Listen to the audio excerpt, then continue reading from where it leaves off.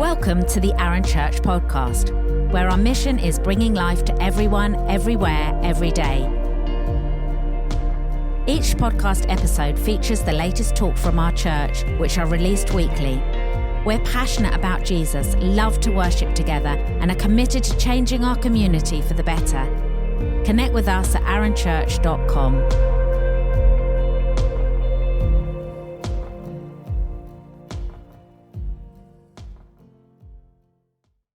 Actually, what we're going to speak about today, I'm kind of giving a bit of a disclaimer, is actually, I don't want you to sit comfortably in your chairs this morning, just listening.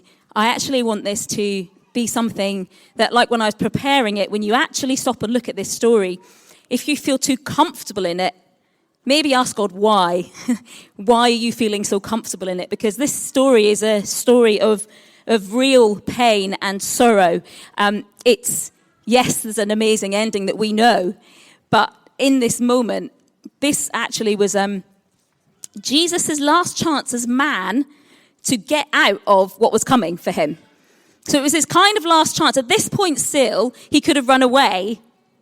And as Nathan was reading this morning, he said, if possible, God, can someone else take this cup? But, he stood before God and said, but I will stay and I will do it. He could still have run away at this point, and he didn't. So I'm just going to start. So basically, the story of the Garden of Gethsemane is, as Nathan said, on the Mount of Olives. It was at the base of the Mount of Olives. The Mount of Olives was really familiar to Jesus. He went there to pray time and time again. He went there to preach. And the Garden of Gethsemane, again, he went to many times to pray and spend time with his Father, and would often go there for that kind of quiet space and time with his dad. But this was different. I'm going to start. It's actually told, this story, in all four Gospels, in Matthew, Mark, Luke, and in John. And in every Gospel account, you get a little bit more of a glimpse of what that actually was. So I'm going to read you it from Mark, and I'm going to take verses from other Gospels as well later on, and just kind of jump between them so we can get a good overall picture of perhaps how this was. So I'm going to read Mark chapter 14, verses 32 to 42. They went to a place called Gethsemane, and Jesus said to his disciples, "Sit here while I pray." He took Peter, James, and John along with him, and he began to be deeply distressed and troubled. "My soul is overwhelmed with sorrow to the point of death," he said to them. "Stay here and keep watch." Going a little further, he fell to the ground and prayed that, if possible, the hour might pass from him. "Abba, Father," he said, "everything is possible for you. Take this cup from me, yet not what I will, but what you will." Then he returned to his disciples and found them sleeping. "Simon," he said to Peter, "are you asleep? Couldn't you keep watch for 1 hour? Watch and pray so that you will not fall into temptation. The spirit is willing, but the flesh is weak." Once more he went away and prayed the same thing.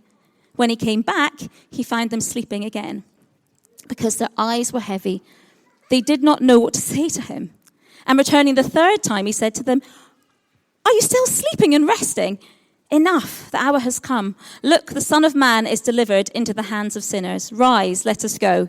Here comes my betrayer." So we see in this passage Jesus in real pain.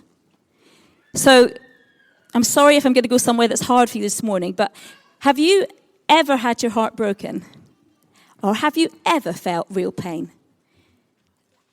I'm going to cry when I'm talking about this, because if you have, that place is dark.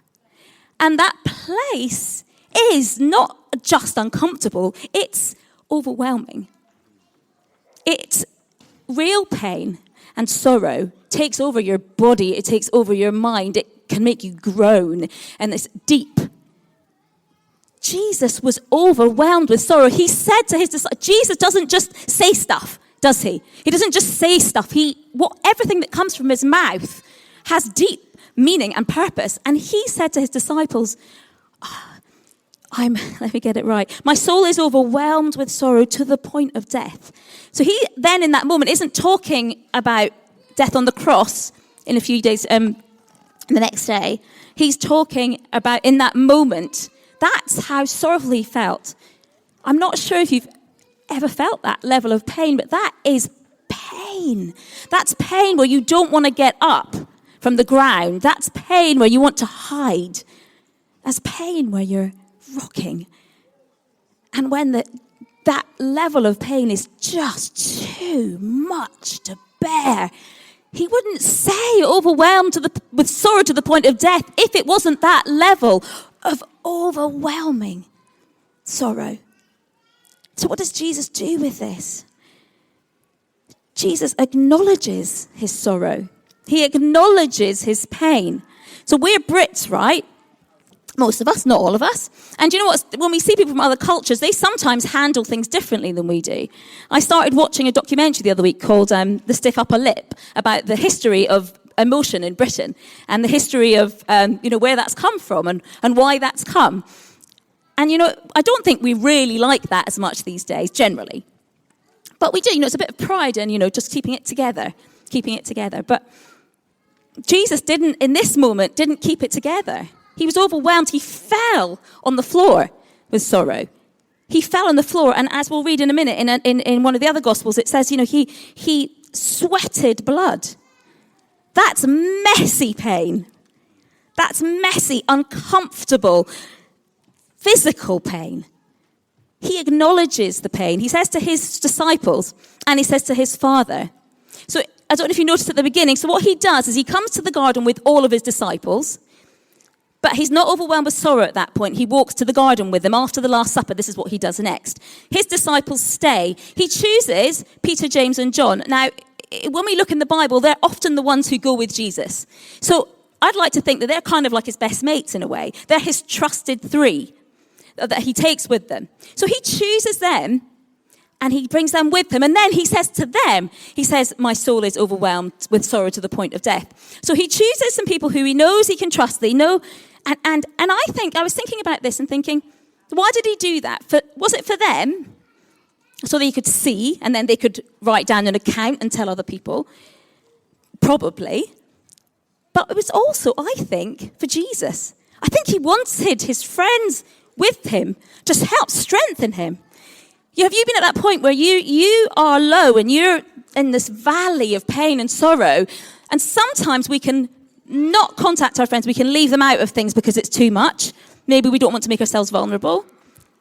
Jesus didn't. Jesus brought them in it with him. So he acknowledged it to himself, to him and his Father and his friends. And then what he does is he allows himself to feel. He allows that pain in. It's not nice. That's such a kind of pathetic way of putting it. Allowing that level of pain is heartbreaking. It is deep. It is physical pain as well as mental pain. It's not just one, it's both. So he allows himself to feel that pain. He doesn't just allow it for like 5 minutes of uncomfortable pain. He sits there all night and allows himself to feel. And he allows himself to feel that pain, that he sweats drops of blood because it's so overwhelming. And his friends let him down. And often we think of, I've heard this kind of been talked on before, and you think about the friends and it's like, well, are you going to be like the disciples and fall asleep? Are you going to be like them and fall asleep? If it was me, I would have been asleep. Like, if anyone knows me, right, I fall asleep pretty much as soon as the end of the day comes and I sit down on a sofa, much to the amusement of my children and my poor Ben, who's worked all day, and then I fall asleep on the sofa. I'm kind of like that. I could lie down here right now and fall asleep. I am not joking, in 5 minutes if I tried. So that would have been me. And I've maybe sometimes been that friend. Sometimes been that friend where I might have fallen asleep on in someone else's valley. And when you realise you've done that, you feel pain yourself. And you think, oh, why did I didn't mean to. And Jesus needed his friends, yeah? They fell asleep because they were human. But Jesus is so overwhelmed. But when Jesus is feeling alone and he prays a desperate prayer. He prays desperate to his Father. Now, we know the word Abba is kind of like saying daddy. So in this moment when Jesus is saying Abba, it's like he's kind of going, Daddy, that pain that you just want someone to just envelop you and just take you out of that pain. He's going, Abba, Father, everything is possible for you. Take this cup from me. Yet not what I will, but what you will. At this point in Luke 22, verse 43, it says, an angel from heaven appeared to him and strengthened him. I love that. His friends had fallen asleep because they're human, they're man. And in fact, it says that they fell asleep because they were exhausted with sorrow. You can't really blame them. They're not trying to fall asleep because they can't be bothered. They too are weary and exhausted. And they don't really know what's to come. They don't know what's coming at this point. But God doesn't leave Jesus in the valley on his own. God doesn't leave Jesus sitting in this overwhelming pain on his own. God sends an angel from heaven. Now, I was thinking about this again and thinking it's like God's sent a reminder to Jesus of his home. It's like, Jesus is God. Do you think Jesus actually needed the angel? I don't think he actually needed it, but he kind of did in that moment, in that earthly body, because he felt what we feel. In that moment, he felt the heartache that you felt.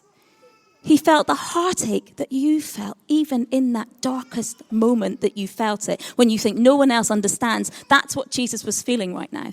Because Jesus knew that in a day, he would be carrying the weight of all of our sins on his shoulders. And he would be carrying the weight of all of our shame on his shoulders. The man who never sinned, who loved with every fibre of his being.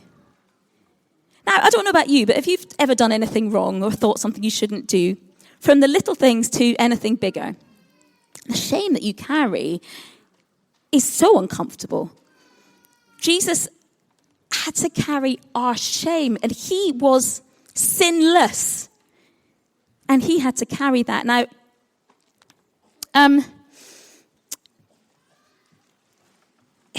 if you have been around the world for very long, you will have experienced, so I'm going deep here and heavy, I'm sorry. You will have seen evil in the world. We put the news on and you see evil. Okay? We sin, but perhaps we feel like our sins are those little sins. Some of them might be bigger than others, in not that it works like that, but in our minds and in society and the earthly consequences. But if you have ever seen evil, like things done to children that shouldn't be, if you've stood in the gap for somebody where there's that stuff going on, and we pray, God, break our heart for what breaks yours, and you see evil, that is an uncomfortable, dark, sorrowful place. But Jesus carried that. He carried that level of pain. Can you imagine carrying that level, knowing the shame of some of the things that we know happen, that we hear about and we almost have to switch our ears to because it's too painful? God, we don't pray, God, make us very slightly uncomfortable for what breaks your heart. But actually, sometimes that's how we are. Break our heart for what breaks yours. That's not comfortable.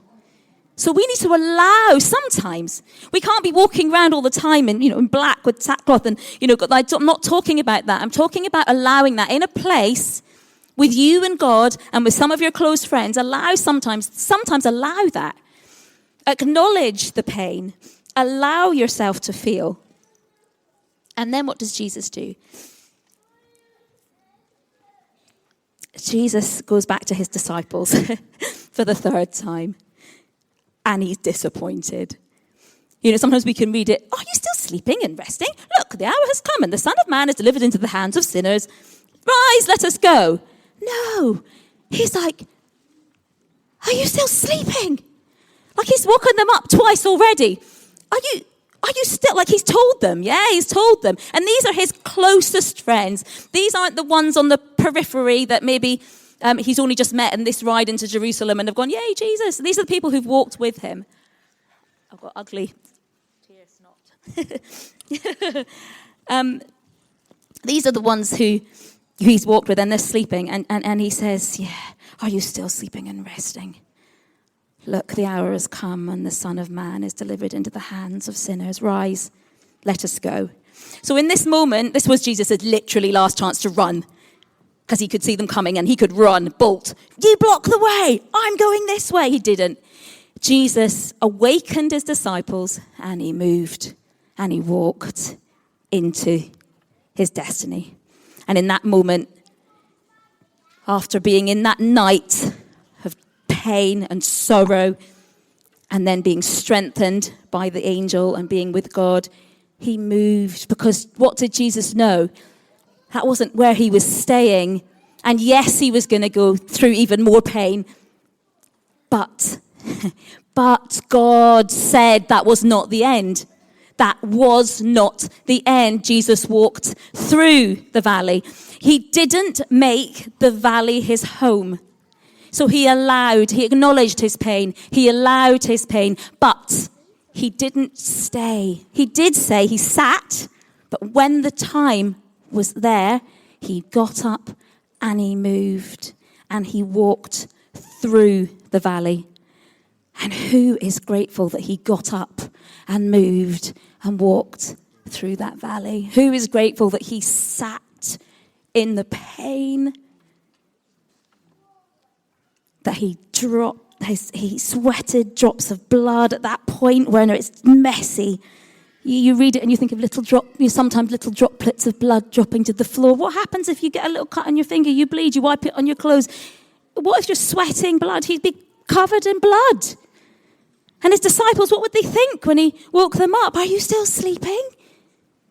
And they woke up and saw him. What are they thinking? What's happened? Oh, and what shame do they feel? Like, I fell asleep again. Why did I fall asleep again? And Jesus walks through, gets up, he awakens them, and he walks through. And the verse that most of us know in Psalm 23, verse 4, even though I walk through the darkest valley, I will fear no evil, for you are with me. Your rod and your staff, they comfort me. God will lead you through. He is with you, and he will lead you. So if this morning you find yourself in that place, in the valley, and actually this morning your heart is broken, and maybe you're in that valley because of choices you made. Maybe you think, I deserve to be in this valley because I've made a mess and I've done this and I've done that, and that's why I'm here. It doesn't matter how you got there. You can walk through. God is with you. He is with you always. He never leaves you. He never forsakes you. In those most painful moments, he is close. He is close and comes and says, come on. He takes your hand. This is what I see. I see him taking your hand and lifting you up and saying, come on. Let's not stay. It's not your home. This isn't your home. Let's go through. And we know that Jesus walked through the valley. He died on the cross. He rose again. He gave us life. He, in the darkest moments, is our light. And he can give us light and life. And you can have light and life again. So if you're in the valley, God's got you. If you are not in the valley and you're looking down and you know someone that is, get in it with them. Don't stand up there shouting, you're right down there. Oh, hi, it's all right. I'll see you when you manage to get back up, I'll see you up here soon. Get down with them. Sit with them. Acknowledge what they're feeling. Let them acknowledge it to you. Don't belittle it. Push it aside. Tell them everything's going to be fine. Pat them on the head. Feel with them. Allow yourself to feel with them. It's hard and it's painful and it's uncomfortable, but sit with them. And then awaken them to the truth that is before them, that is God, that is light, that is life, that is freedom. And say to them, come. I'm going to take you to the one who will rescue you. Come on, let's get through this. Let's get through this together. So be a friend. If you've fallen asleep on your friends, wake yourself up. Say, I'm sorry. Get back in there with them. And you can wake up again if you fall asleep again. That's what we're going to do. We're not going to leave it. The valley is not the end. It is not your home. Walk through it. He is with you. He will strengthen and sustain you. You will once again climb mountains and see the light and beauty of who he is and everything that he has for you. The valley is not your home. But if you need to sit there for a bit, sit there for a bit. But sit there for a bit with God, not on your own. He'll never leave you. Okay. I'm just going to, in a minute, we're going to take communion together. And as we're doing this, I want you to be really prayerful about it. I want you to bring your pain and bring your heartbreak and your heartache. Bring any shame that you might be carrying. He carried it so we don't have to. He will give you life and you will see freedom. So as we're taking the wine and the bread, just think to this, bring whatever you're carrying to God and just say, look here, God, this is my pain. And if this has actually brought up stuff for you that's deep, this might not be your comfortable place. If it is, then there'll be people here who can sit with you. But I would encourage you to find time and find a space to sit with God and perhaps with some friends and allow it. And allow God to take you through. Where maybe you've built up walls and barriers, let them down and let God in to those places inside. Okay. Jesus, you are good and you are great and you know what pain feels like. You know what sorrow feels like. Do you know what shame feels like? You needed that heaven brought down to earth, the angel to strengthen you and remind you of your daddy and your home.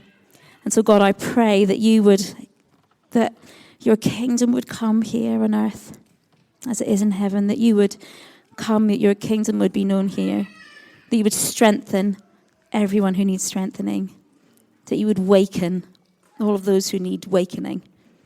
And God, as we take communion, that we would just come before you and let you in. So if you've got your communion wine and little wafer, then now's the time. If you haven't, there's some here at the front. You can come and get one. So the Last Supper was literally just before this moment in the garden. This was just before the pain that we're talking about and what we're talking about. So I'm going to read you a verse from 1 Corinthians 11, verses 23 to 26. The Lord Jesus, on the night he was betrayed, took bread, and when he had given thanks, he broke it and said, "This is my body, which is for you. This is my body, which is for you. Do this in remembrance of me." In the same way, after supper, he took the cup, saying, "This cup is the new covenant in my blood. Do this whenever you drink it in remembrance of me."